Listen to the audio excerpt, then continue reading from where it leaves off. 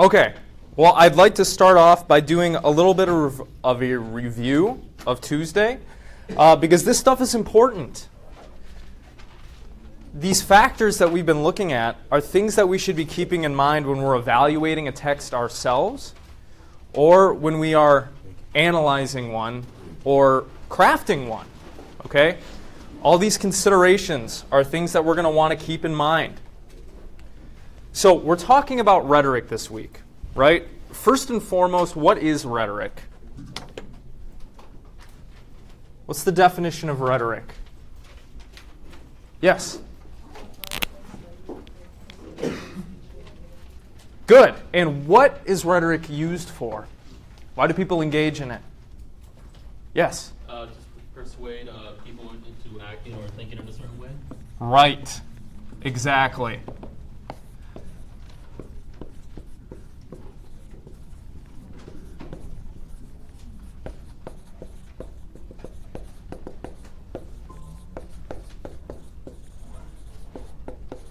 So this is going to apply not just to the things we say, but also to written texts, right? As you saw with the second half of the chapter, if you did the reading for today, it's also going to apply to images and those kinds of media.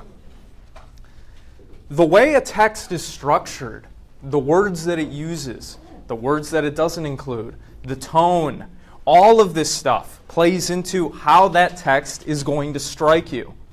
Right? And if you're crafting one yourself, if you have a particular goal in mind, these are things that you should be thinking about. Right? How do you want to strike the reader of your text? What words and messages are you trying to convey? Right? Now, there was an acronym that we looked at. What was that acronym of things that we should keep in mind when we're crafting or analyzing a text? Soaps. Yeah, and what were the different pieces of that? Speaker, purpose. Y'all can chime in too if you remember the rest. Yeah? Speaker? Occasion. Occasion, what's that? Like the setting. Yeah, like the circumstances surrounding the text, the context, right? Yeah, what else? Audience. Audience. Subject, what's that? Yeah, what's the text about? Good. Anything else? Purpose, right? What is the speaker or the crafter of the text trying to do here? Right? Good. Okay, so keep that in mind as we move forward in this class.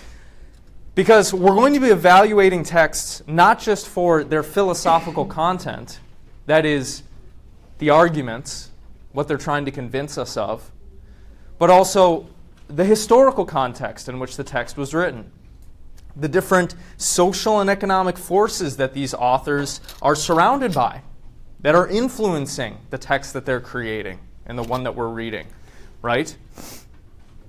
All of these things are important for understanding what a text is trying to get at and how it's going to strike people. All right? So we talked about some, what I'm going to call non-coercive techniques last time. What are some things in a text, in speech and or writing or a cartoon or a movie, that is going to influence how it lands? We had like a giant list of all of these, right? Think about what we talked about at the end of class on Tuesday. Appearance. Appearance, right? What is the text presentation? If you're giving a lecture or a presentation for your class, right, are you going to show up in sweatpants, not having showered with cat poop on your clothes? No, you're going to dress nicely. Right? Because you want your text to land. You want your audience to be receptive. Good. What else?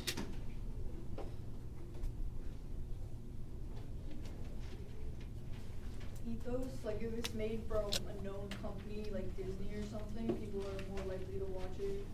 Yeah, we talked about the three primary appeals, right, that the author of a text might use in order to get it to land in a particular way. Ethos was one of them. What exactly did that involve? Yeah. Ethos is of the character, so it's like how trustworthy someone looks, like what they've done before, how they look. Yeah, right? They're trying to establish their own credibility. I tried to emphasize they're trying to form some sort of relationship with the audience, right? So that the audience trusts what they're saying. So they might bring up their credentials, their education, stuff like that, right? To make it seem, hey, I'm trustworthy. Listen to what I'm saying here. What were the other two appeals?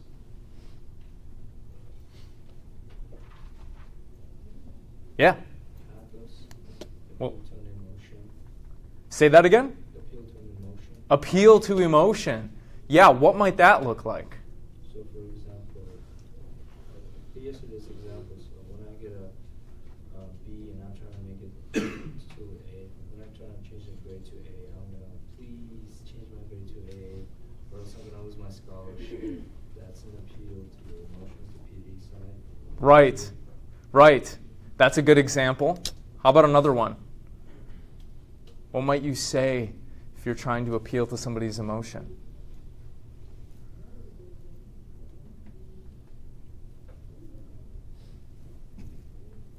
How about getting them fired up? Getting them all passionate about something, right? Making them angry. Sometimes that can be useful, right? What would you do if you were a politician, right? You were trying to increase your support. Well, you might inflame the emotions of your audience members, right? Of your group. Good. Okay, and then what was the third appeal? How else might we appeal to people? To persuade them of something. Yeah? With logos, which is an appeal to logic. Right. Could you say more about that?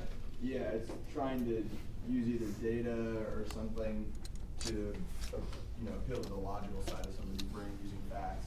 Right, exactly. It's trying to appeal to their reasoning faculties, right? Their reasonable side. Yes, we are emotional creatures, but we're not just emotional creatures. We also have this reasoning capacity, right? We feel the force of rational arguments, of logic, right? And some people that's stronger than others. Some people may be more emotional than rational.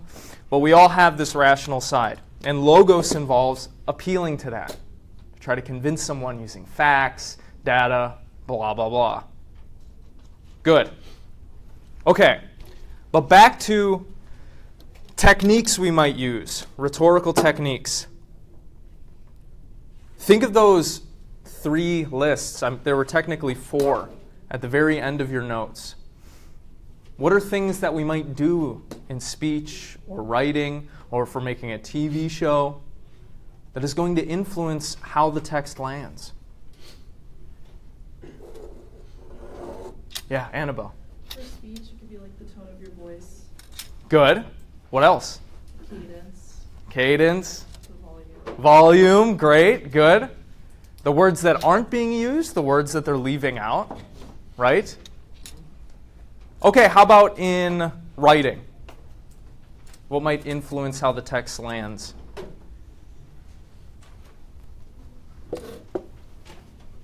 Yes? The organization of the text itself. Organization. Yeah, like what do you have in mind? Generally like paragraph formats, whether there's like a quote that's specifically outside of the margins or in between 2 paragraphs. Sure. Yeah, breaks in the text, sentence structure, Like punctuation. punctuation, right? When somebody texts you, one of your friends, and they end their text with a period, how do you feel? How do you feel? Something wrong with you. Oh, fuck, what did I do? What's going on? Right? But if they end it, say with no period, that's going to come off very differently, right? Good. What else about writing? Sure. Think of all the advertisements in the world, right? All of those different things that they're manipulating to get their advertisement to land. font style and size and color, where the words are in the advertisement, the precise words that are used. What does the background look like? Are there any images? When it comes to images, what might we manipulate if we're trying to persuade someone to do something by showing them an image?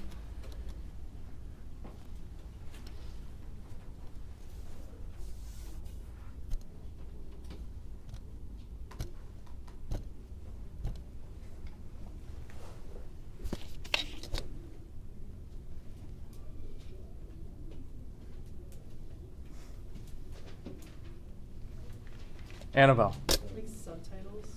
Sure. Yeah. What else? Colors. Yeah. What colors are being used? Yeah, the colors that I'm wearing today, for instance. Your perception of me, I'm projecting a certain image. If I was wearing a flowery tie, that would leave you to have a different impression of me, right? But I'm wearing kind of devil's advocate outfit or something, right? Red and black. Ooh, it's edgy. Ooh, right? It's associated with different emotions, different perceptions. Good. Now, there's one thing that we didn't talk about last time. And this is more literary, but it has a bearing on this topic of rhetoric. You know, analyzing texts and how texts influence others, how they land.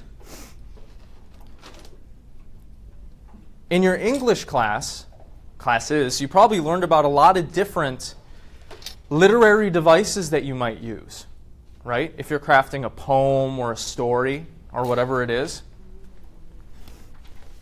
We could also use these for rhetoric, okay?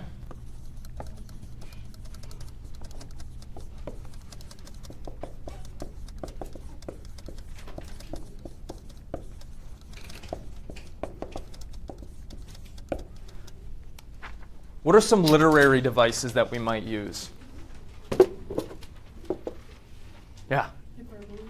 Hyperbole, right? Exaggerating. This might be particularly useful if you're trying to, right, rile up your political cohort, right? Exaggerating the facts. Onomatopoeia. Onomatopoeia. Now I'm going to make sure I don't spell this one wrong.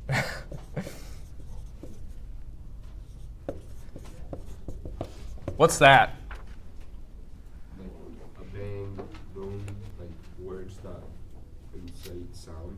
Yeah, they kind of sound like the sound they're trying to reference or convey, right? Yeah, what else? Metaphor. And the one that's often associated, right? Simile. We can also put analogy here we might use. Yeah, what's a metaphor? Oh, personification's another one. Yeah, but what's a metaphor?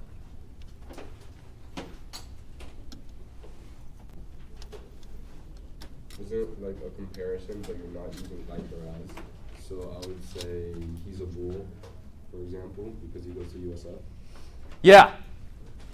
Yeah. When you think metaphor, just think it's a method by which you're comparing two things, and typically the structure is you're saying the thing is the other thing, even though it's not literally the other thing.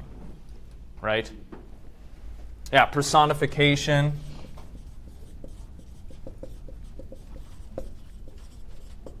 Any others? Repetition. Repetition, that's a big one. How do you spell this word? I'm not having a good time today.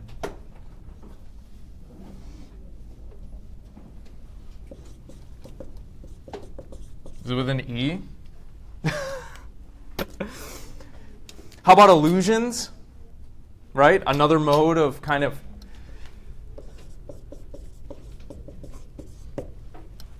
conveying information in a particular way. Alliteration. Alliteration. Yeah, you see those in poems sometimes, right? Starting each syllable, first syllable of a word with the same kind of sound structure. Yeah. Any other ones you can think of? Imagery and an idiom. Imagery. This is a big one, right?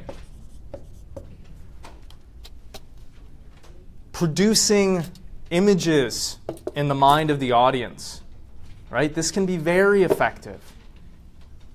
Yeah.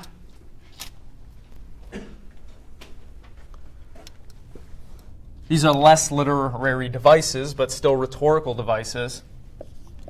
We might use satire, irony, sarcasm, stuff like that. That can be powerful as well. We might use personal anecdotes. We might engage in generalization.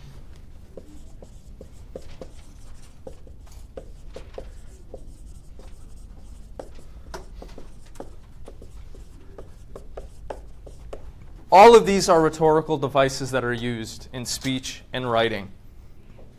And they have a particular effect on you. That effect may not always be obvious.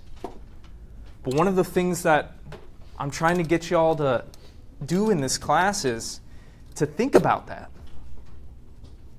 How is the text landing for you? How is it influencing you? What emotions is it sparking? What ideas is it conjuring, summoning in your mind, right? Because these things influence how you're interpreting the text and what you do moving forward, right? A particular poem at a difficult point in your life can turn things around totally, right? Or one sentence that your friend says. Or one sentence, one little line in an advertisement might convince you to buy that thing. Spend your hard-earned money, right? All of these things are going to influence our minds in some way, and thus our actions. Now, last time, I also made a big point to talk about delivery and presentation. We already mentioned some of them, right? Clothing. How about accessories?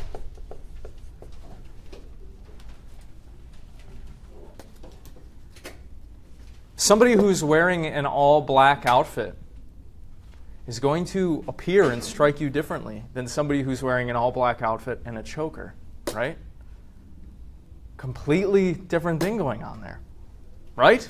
Just little accessories like this, rings, watches, chains, if they have any chains on their clothing, right? That conjures up a certain attitude, a certain image for you. Body posture, right?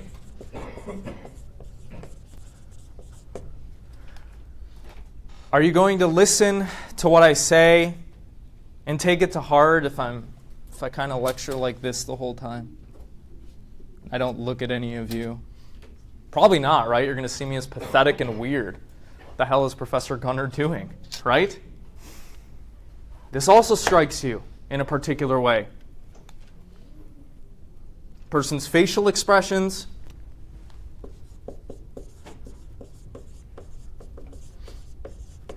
When we're interacting with others, we're always reading them, right? Whether we do it consciously or not, your perception of other people, how they are presenting themselves to you, is going to influence how you interpret the situation, what they're saying, what you should draw from it, what you should do in the future, right? If you meet up with your friend today, and yesterday she was smiling, but today she just looks like she's pissed off the whole time, it's going to leave you with a very different perception of her, right? You might start to ask yourself questions. What's going on? What did I do? Why are they mad? I feel bad. Is this something that I need to, worry about? Something I can do? Right? Then, of course, we talked about volume and tone and all these different things as well.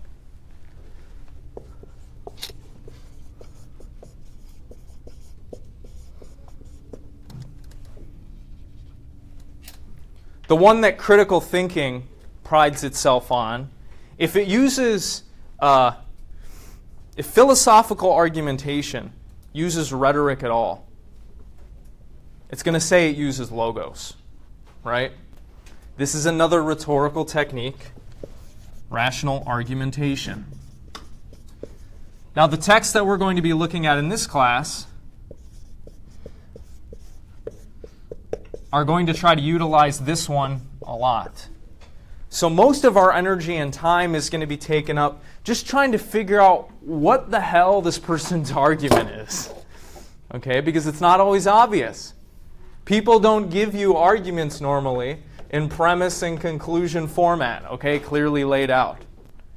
Oftentimes the argument can stretch over several paragraphs or several pages.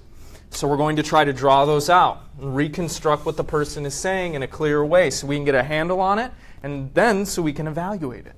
Do I agree with this? Did they offer good reasons and data for their argument? Is there something missing? Is there a leap in logic going on here? And so on and so forth. Okay, makes sense? These are all kind of benign, right? And most of this stuff we don't even really think about when we're out there in the world.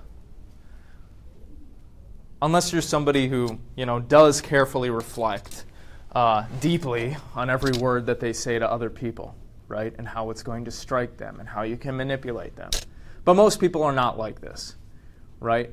We dress in a particular way, we speak in a certain way, without giving it too much thought. But that stuff still impacts and influences people. And if you're trying to get a handle on why you feel a certain way or why you read a situation a certain way, these are things that you should be thinking about. Same thing when you're interpreting a written text. Okay, any questions about this?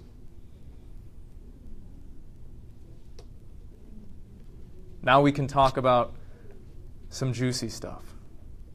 The stuff that I kind of warned you about on Tuesday when I said, the rhetorical techniques I'm going to give you can be used for good or evil, and I'm not responsible for what you do with them.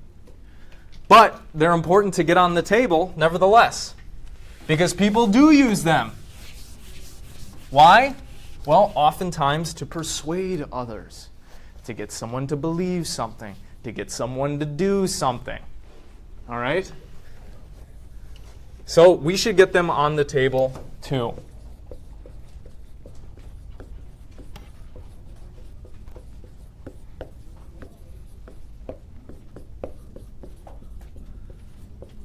You're not going to find these a lot in your average rhetoric book, because a lot of these techniques are kind of associated with the darker side of human nature. The stuff that is maybe kind of going on in the background, but you might be thinking, oh, they wouldn't do that, right? They wouldn't do that for this reason. People aren't like that. They don't think in this way. But people do think in this way, okay? People use these techniques. Most of the time, it might not be intentional or conscious, but for all y'all to become better critical thinkers, you should keep in mind that these might be used against you too.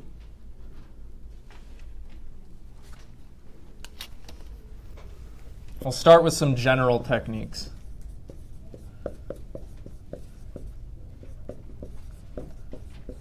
These are very common in the worlds of business, in politics, and finance, and so on, where the stakes are high, where stuff, needs to get done. First, how about something like playing off exclusivity and scarcity?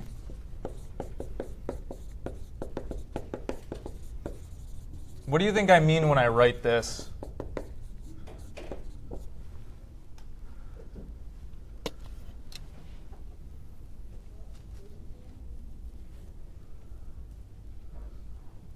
Could I see your pen for a second? Thanks. Okay, we're going to have a quiz now. It's going to be worth 50% of your total grade. So please get a pen and or pencil and paper out. Give this back to you for $5. Right? You see this a lot in business, right? In consumer fields, in advertising and stuff. You've heard of supply and demand, right? As the supply for something goes down, the demand usually rises, right? Companies utilize this. Other people in your life might utilize this. Sometimes in benign ways, sometimes not, right? There's only one more cinnamon roll left in your house, and you really want it. And your sister knows that. So when she sees you going for it, she snatches it before you do, and she says, I'll give it back to you if you help me with my math homework. Right? You have something that currently there's not a supply of. It's in the possession of another person. So they try to persuade you to do something for them by kind of holding it, right? Holding it hostage.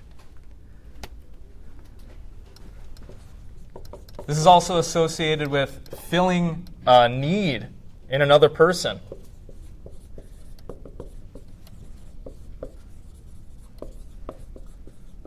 Advertising does this very well, right? You didn't know you wanted that thing until you saw the commercial for it right then and there. If I were to show you a Chick-fil-A advertisement right now, would it make any of you hungry? Think about getting Chick-fil-A after class? Right? Yeah, companies know how to do this. And they can do this by, using this technique by convincing you that one of your needs isn't being met, right? Oh, you have this need, but it's not being met, right?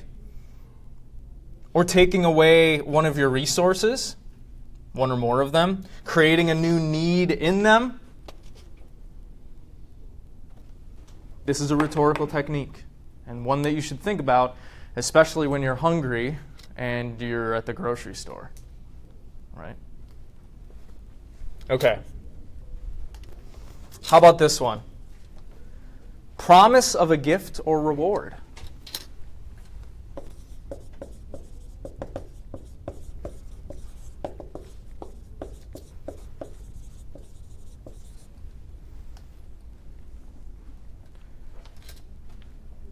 Think about like old Western movies, right?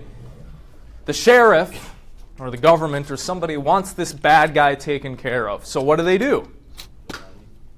Put a bounty on them, right? That's going to attract people to go out and look for him and bring him back either dead or alive, right? You probably do this all the time with your friends as well, right? I'll help you if you do this for me. You promise them a gift or a reward for their service, right? Politicians do this all the time, right? If you elect me, I promise that I will do this for you. I promise I will get this done. Can you think of any other examples? Let's say if you come out with me, I'll get you lunch, like say for a friend. Yeah, exactly. It doesn't always have to be coercive and manipulative, right? Like in a bad way. Maybe your friend just, really wants to talk to somebody, so they try to entice you with like a free lunch, right? Because they want somebody to talk to, they want some comfort or something. But that's still a rhetorical technique, right? They're trying to persuade you to do something. So, for that end, they promise you a gift or a reward. Yeah.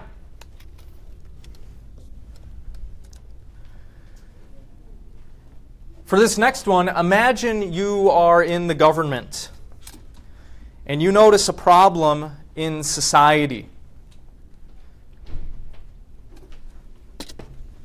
What might you do in order to get whole swaths of people to change how they see and act to fix this problem?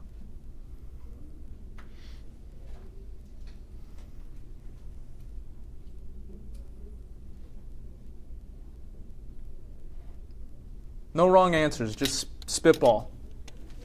You put out consequences if they do the action or if they don't?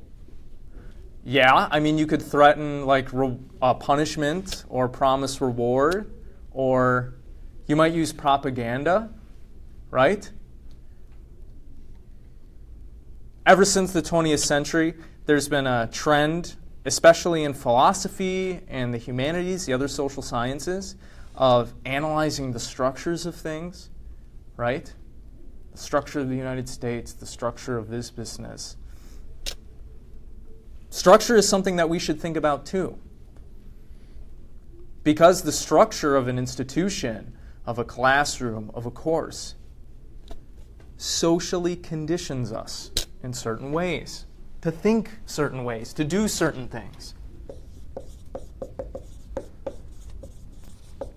You might structure the education in a particular way in order to socially condition people into a certain mindset. What's one of the famous criticisms of capitalist society? Well, look, the whole system is structured so that we become good little cogs in the machine, and we don't rebel, and we don't ask questions. We're not actually educated, right? We're socially conditioned to be good workers. You're specialized.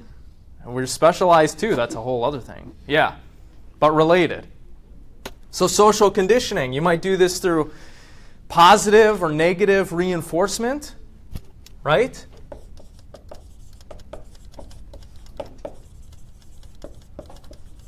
If you've ever had a psychology class, you've probably talked about this. Again, you might do this by doling out rewards and punishments. So in that way, it's kind of similar to that one.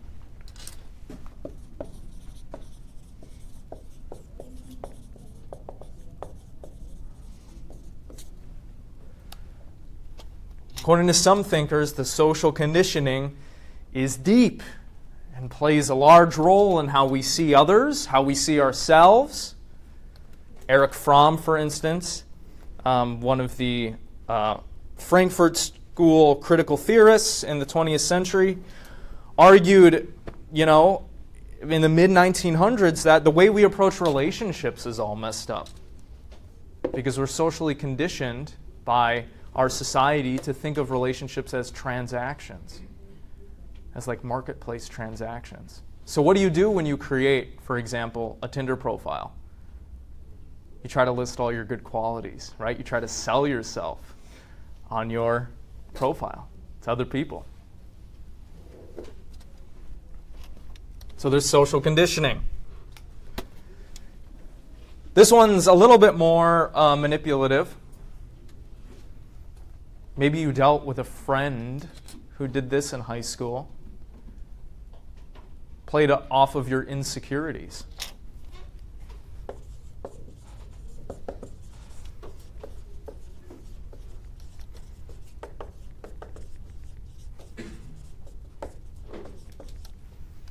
What might this look like? Yeah. Like certain makeup or fat loss ads for products like that, they'll play on the insecurity you might have about not liking how you look or thinking you look a little. Sure. Yeah. I don't think it is hyperbole to say the cosmetics industry rides at least partly on that, right?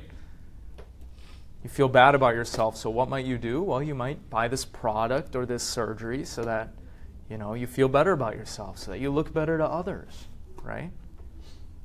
How about another example? It can be specific or general. Have you ever had somebody play off of your insecurities to manipulate you?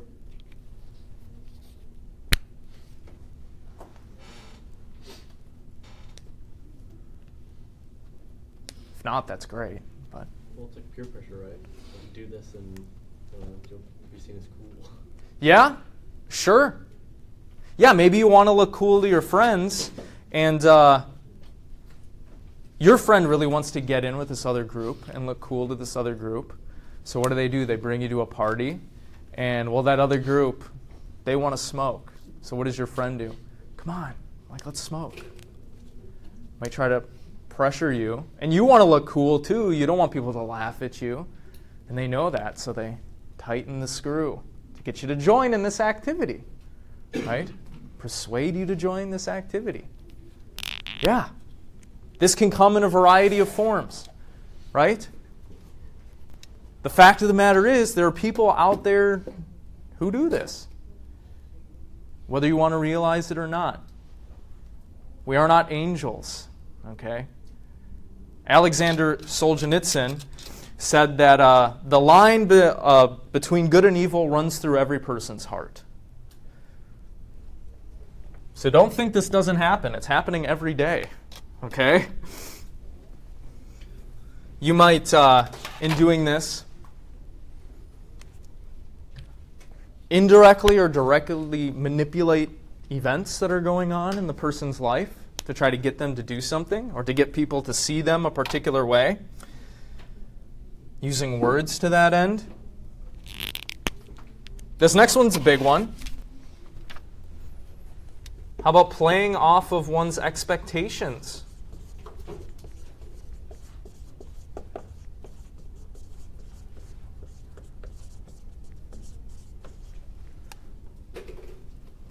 Can anybody think of an example of this? You know somebody has a certain expectation. So you want them to do or think something, so what do?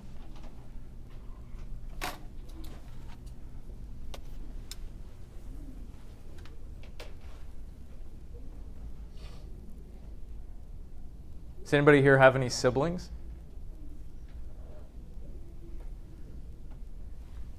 They really want to play with your toy, right? So what might you do? You know that they want to play with your toy. You're like, hey, Joey, I'll let you play with my toy if you do the dishes for me. Playing off of their expectation, right? Or their desire, right? We could go back to this one. That might be an example of a bunch of different ones.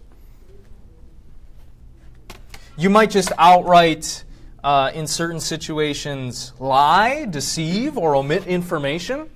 That can be a rhetorical technique.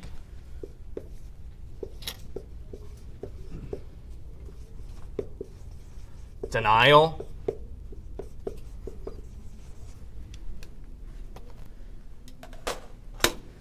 Your friend has really started liking this guy, and she thinks that she has a shot to actually date him. But the other day, you saw him walking with another girl, and they were holding hands. Well, you don't want to hurt your friend. You want to, influence her in a certain way to keep her happy and in the dark, so you don't tell her about that. Right? That could be an example of a rhetorical technique.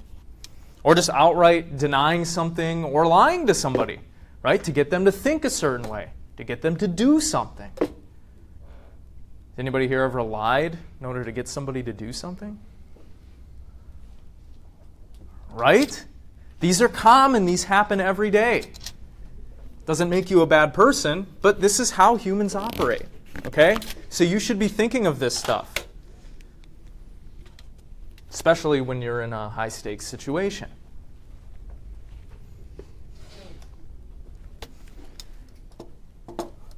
Let's say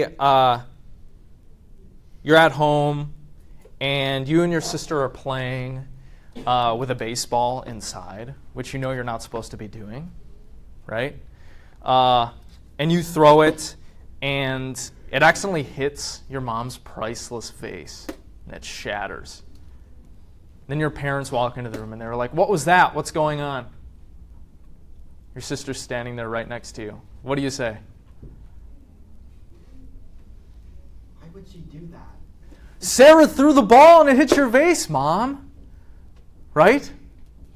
Especially if you're a young kid. You don't want to get in trouble. You don't want to get the belt or worse. You might redirect attention to somebody else. Or if you're in an embarrassing situation, right? Another example of this might be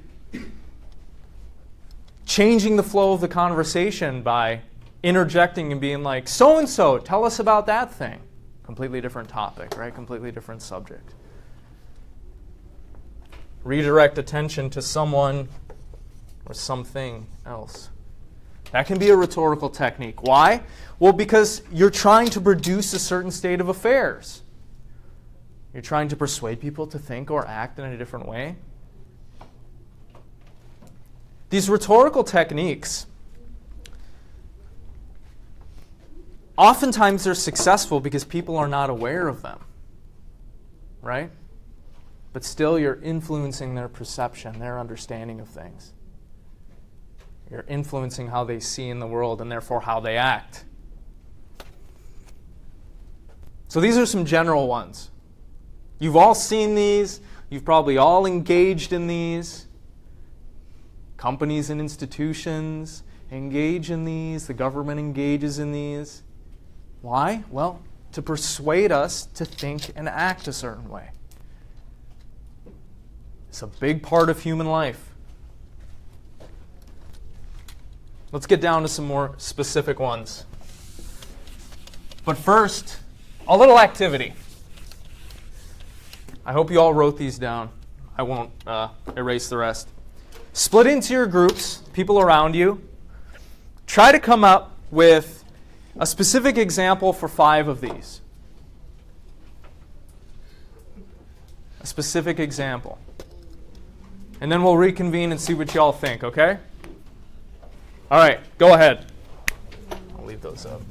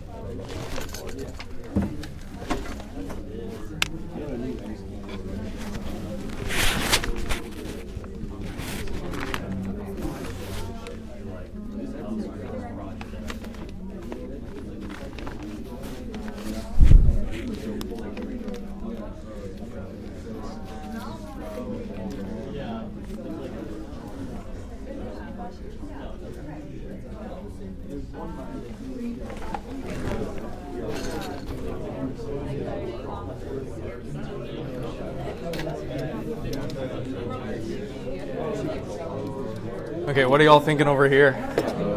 Can you come up with any?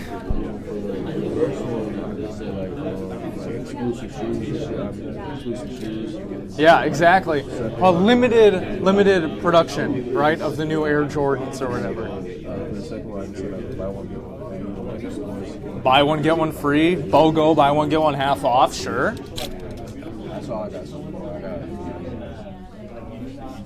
Try redirecting attention. That one's pretty easy. Think of that one. Yeah. Down immediately. At least she's still telling them, like, hey, you can go to the store and see if they have it, knowing that they don't have it. Yeah. Just to try to. Sure, yeah. Yeah. Just remember this. Whenever you're trying to persuade someone to think or act in a certain way, you're engaging in rhetoric. So it's really general, right? You can come up with an infinite number of examples. And that's a good one. Yeah. Yeah.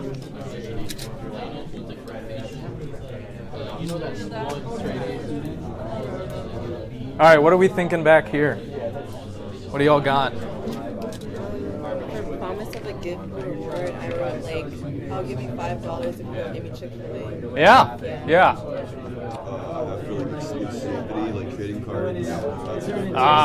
Limited print run of the new Secret Lair Magic the Gathering product. Yeah. How often does that happen? Companies are like, there's only 100 of them, right? There's only 10,000. Buy it now. All the time. Any other ideas? There ain't no hair there. I pull it back. You know they had the Pavlovian conditioning that. Sure. Yeah. What's the story behind Pavlov? What did he do? The bell. Just like Right, he was able to condition salivation, right, by ringing a bell and then giving them food whenever he rang the bell in the future. Yeah, you could say that was a rhetorical technique. Generally, whenever you're trying to persuade someone to think or do something or to feel something, you're engaging in rhetoric. So you can come up with an infinite number of examples for that, right? Happens all the time. Good. Okay, what do y'all got over here? He got a few information. Okay, we got for the second one, which is the promise of gift or reward. So that if you do that, this shows I'll give you a cookie. Yeah, sure. And we said for the third one, which is what was it, social conditioning, like the rewards and reinforcement, whatever. Yeah. Like that one was for the first one. Oh, that was for the first one. All playing off exclusivity. This is another thing. Sometimes you could classify these rhetorical techniques as falling into more than one category, depending on how you're looking at it, right? Yeah, they're kind of similar, like some of them. Yeah, they are. And sometimes the boundaries, they're not exactly clear-cut, right? They bleed into one another. And then we said for one before the last one, the one that's about like lying, we said this glue will always stick. And then in reality, it doesn't really. It also plays with expectations. Yeah, exactly. Yeah. If you're trying to get someone to think or feel or do something, you're engaging in rhetoric. You need to buy Bitcoin. So you can come up with a lot of different examples of that, right? Yeah. Good.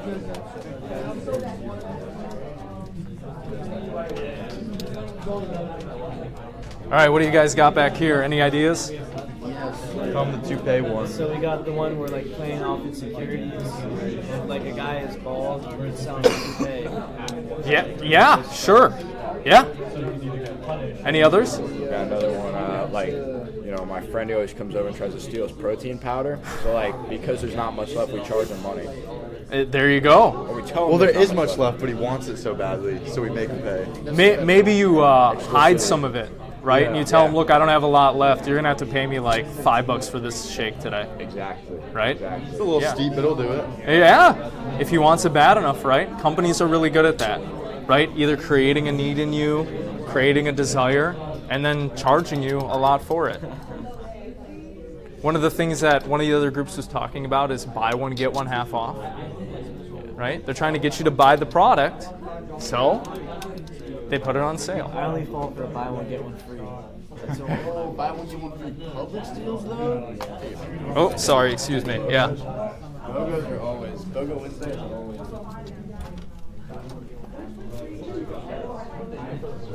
Like no one sticks with buying it. Okay. What did y'all come up with? Rhetorical techniques, examples. What do y'all got? Yes. For social conditioning, maybe you ignore someone's text when they annoy you to try and negatively reinforce that. Sure. You're trying to get them to stop fucking annoying you. So you're like, I'm not going to respond to this. Anybody ever do that in dating? You're trying to make it seem like you don't really care that much. Did you? Right? For sure, who doesn't? Yeah. So you don't text them back right away, right? You let it sit for a while. Let them sit with their thoughts.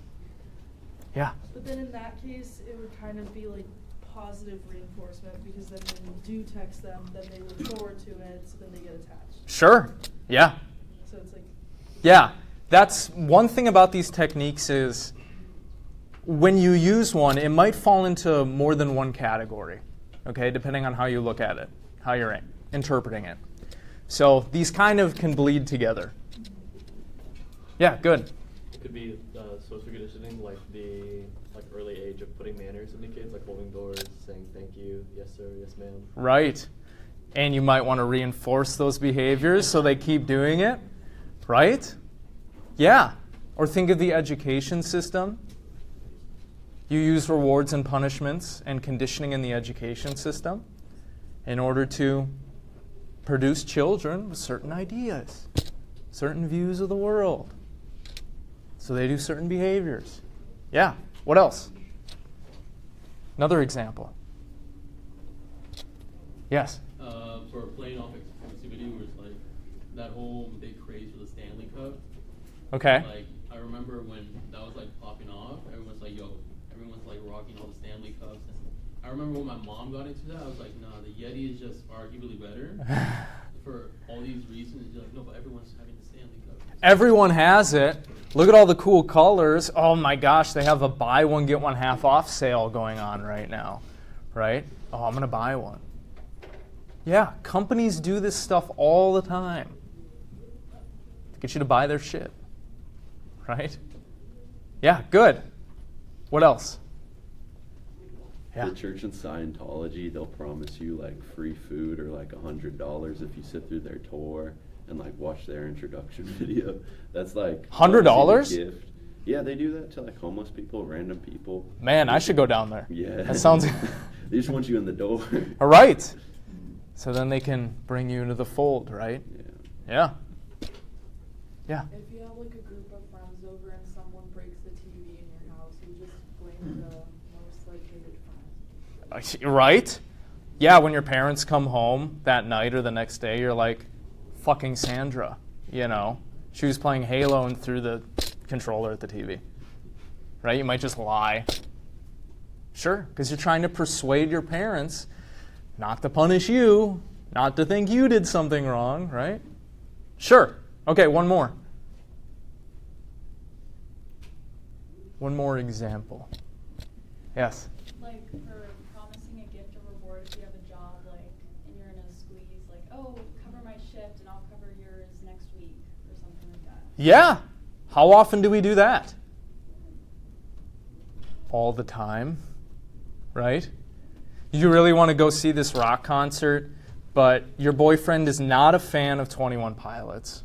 Okay? So you're like, if you come to the concert with me, like, I'll do something for you later. Right?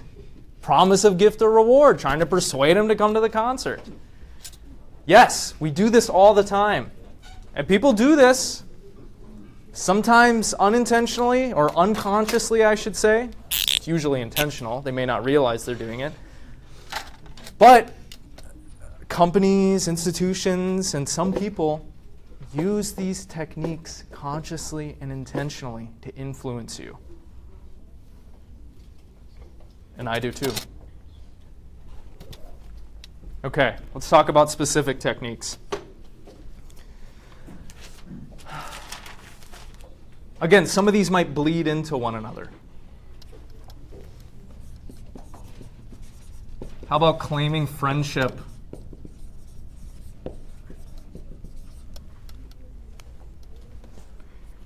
Have you ever tried to get something from someone, and how you do that is like, come on, we're friends. You know, we've known each other forever. You need a ride back home at the end of, your day at high school, or you'll have to walk. So you go to kind of like an acquaintance, but somebody who doesn't sit at the lunch table because nobody else can give you a ride. And you're like, yeah, come on, we're friends, right? Like, can you give me a ride home? I always thought you were cool. Right? Can you think of another example?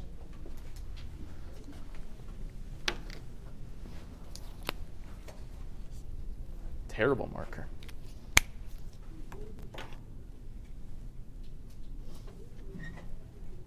Yes?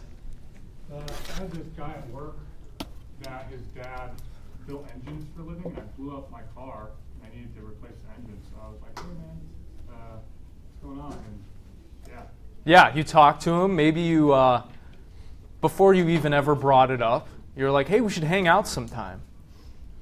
Right? Yep. I always thought you're a cool guy, like, let's just shoot the shit. Let's watch the game. And you ingratiate yourself so you can get his dad to build that engine for you or whatever. These are powerful, right? If you use them correctly. Claiming friendship, that's one. How about this one? Things are going to get a little spicier now. All these markers suck.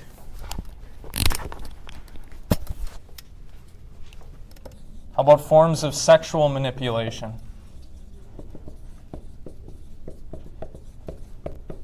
Things like seduction. How about love bombing?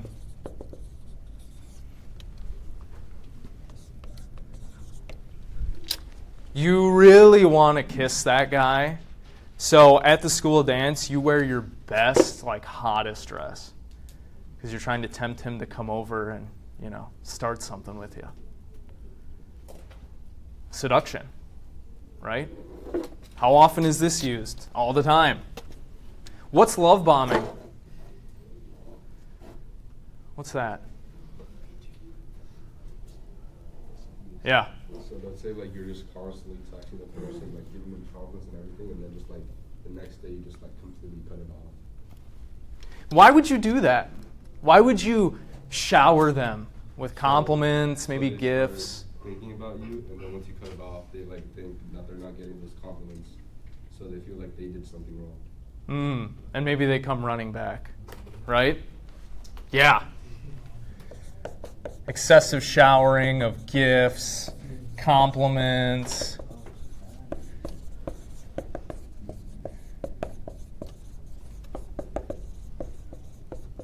Time.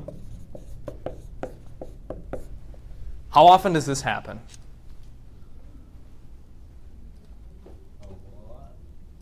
A lot, right? There are some guys, there are some gals, there are some other people who, they just really want to hook up. That's their goal. So what do?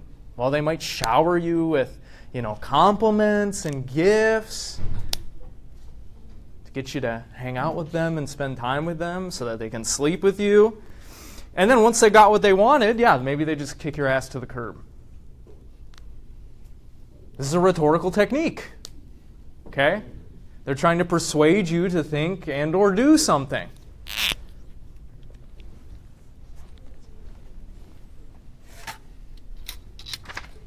All right, move on to the next one.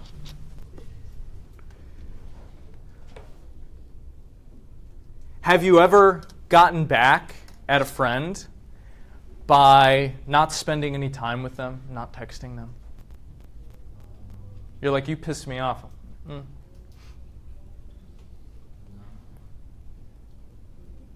People do this, right? Or let's say you really hate somebody in one of your college classes. You don't want to spend time with them. You don't like them. So what might you do? Well, if they really want to join your friend group, you don't tell them about the hangout in 3 days. You don't invite them. You exclude them. So you want to spend time with them, right?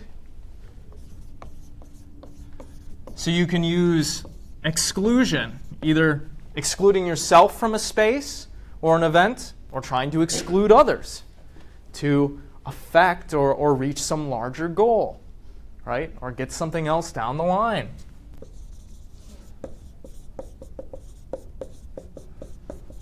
Again, maybe you really want to get back at someone.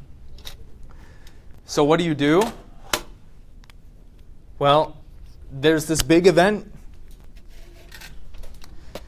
that's going to be happening. And you purposefully tell them the wrong location and wrong time and wrong date. Right? Happens all the time. Similarly,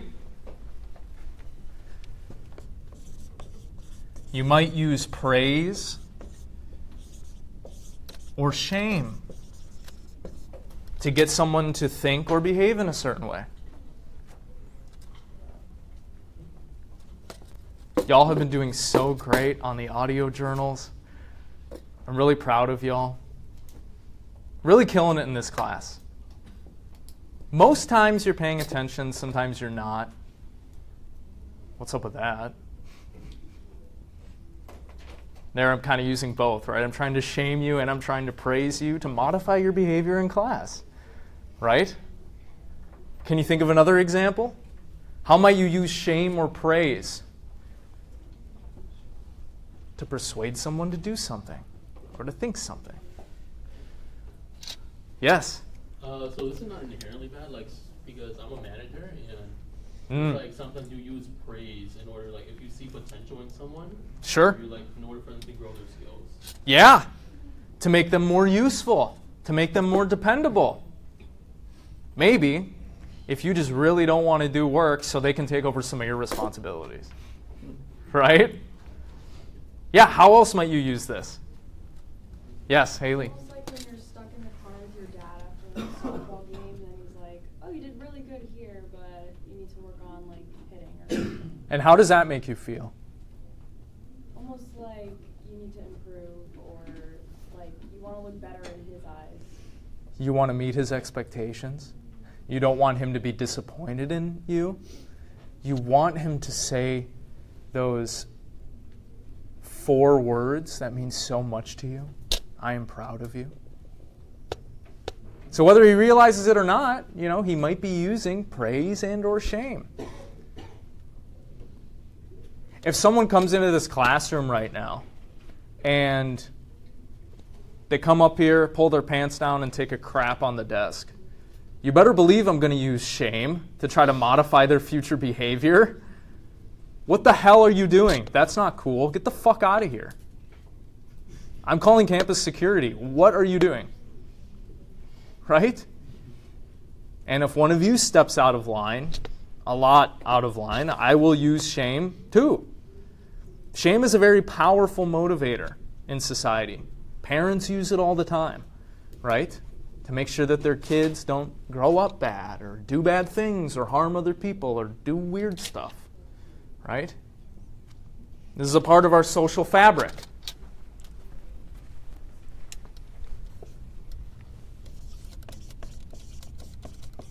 If you're dealing with someone who is more narcissistic,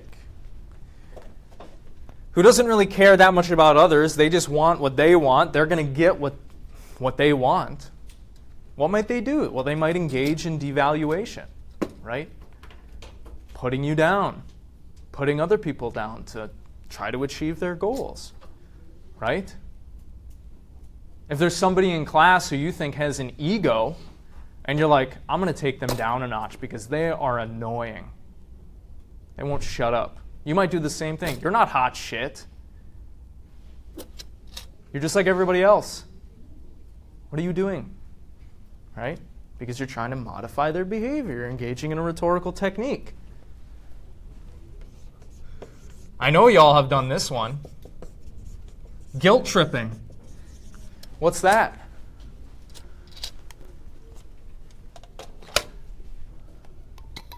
What is guilt tripping? Sending you on a guilt trip. Yeah. Just making you feel guilty so you do something I want you to do. Can you provide an example?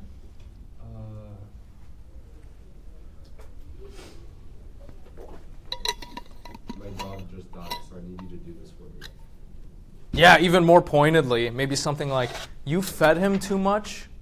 Like when I was out of town, you killed him. So you're buying me another dog. Right? If you're trying to make the other person feel guilty in order to do something, that's guilt tripping. Yeah, another example. So like if your girlfriend asks, could you give me my Stanley or like cup or something? It's like, you say like, no, I can't right now. It's like, oh, so you hate me. So you hate me. Yeah. Yeah. Or something that I heard in the past, you could have been nicer to me today. Right? That's a form of guilt tripping. If you're trying to modify the person's thoughts or behavior, yeah, you want them to feel guilty. People don't want to feel guilty, so they might rush to do what you want, right? To make things better, to get rid of the tension and everything. Yeah. If you're engaged with a debate, in a debate with somebody, let's say, and you really want to win this debate, or you don't want to look stupid in front of other people, crowd has started to form a little bit. You might move the goalposts. First you were making one claim, they refuted that, but then you say, no, that's not what I meant actually at all. Like, you actually have to tear down this one. So you're wrong. Bad job. This happens all the time in political debates and conversations, right?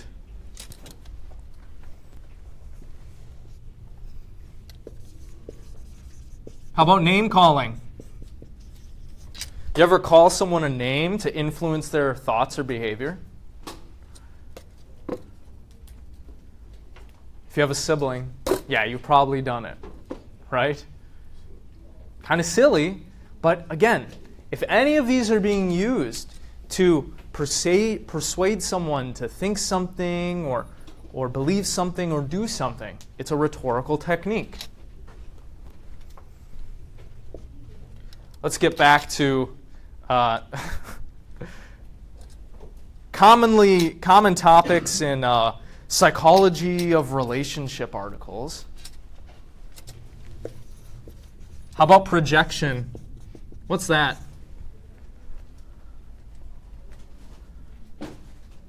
What is projection?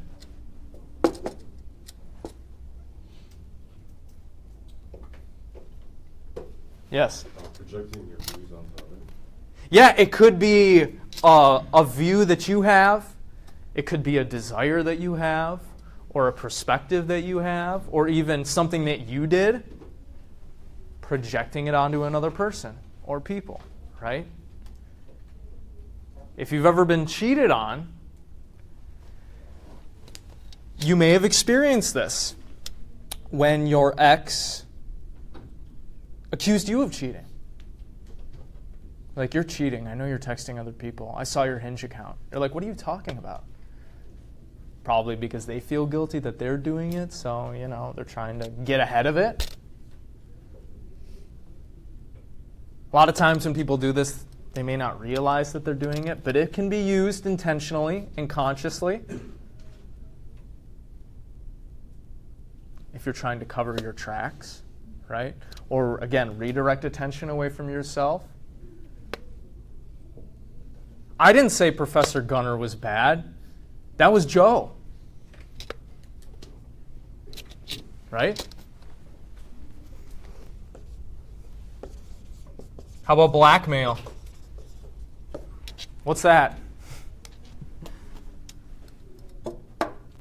Yes? Like you have like a secret or like something embarrassing with the other person that you can use against them so they can do what you want. Right. It's like holding something over another person, right? To get them to do what you want. You're starting to have a falling out with one of your longtime friends. But they have something that you need or something that you want. And you saw them last night at the club kissing another guy.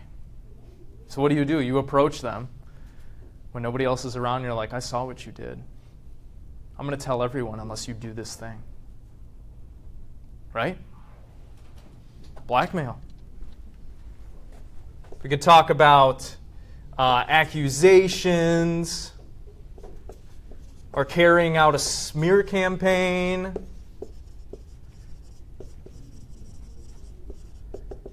We can talk about threats.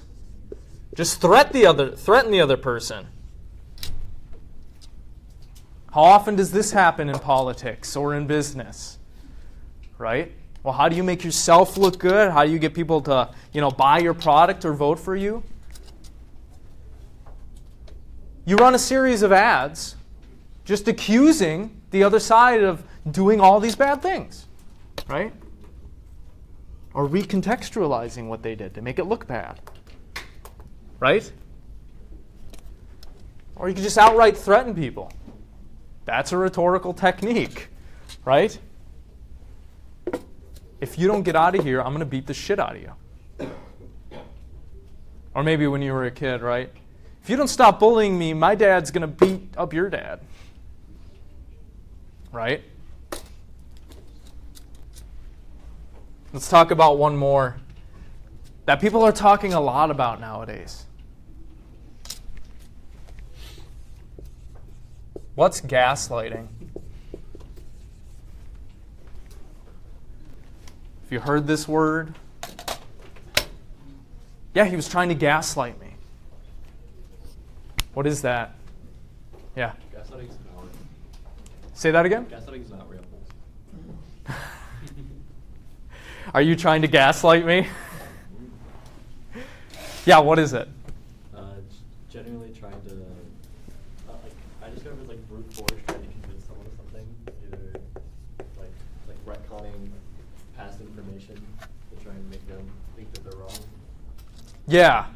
Yeah, it comes from this old movie in which this woman's husband was turning down the gas light so there was less light in the room, and she noticed, and she's like, why is the gas light like less? Are you turning the light down? And he was like, no, you're imagining things. I'm not doing anything. What are you talking about?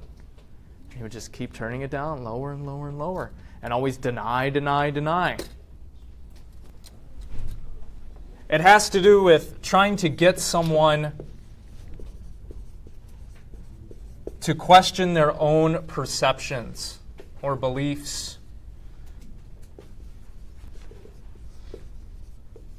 Has anybody had any experience with this?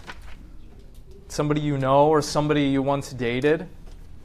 Try to get you to question your own understanding, your own perceptions? What did they say to you? No, I don't know what you're talking about. I wasn't with that girl. You're imagining things again. You're seeing things.